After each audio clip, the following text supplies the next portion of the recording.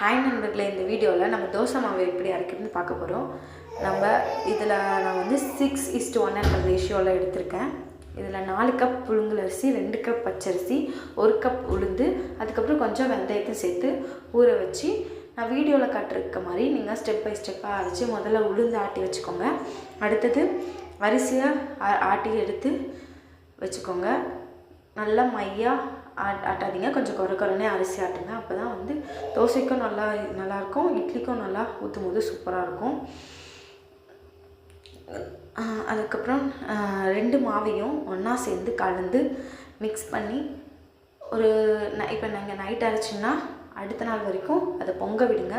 அது நல்லா பொங்கி நுரைச்சி வரும்போது நான் வீடியோவில் காட்டுற மாதிரி ரொம்ப கிறிஸ்பியான சூப்பரான டெலிஷியஸான இந்த பேட்டரை வச்சு நீங்கள் சூப்பரான தோசை சுடலாம்.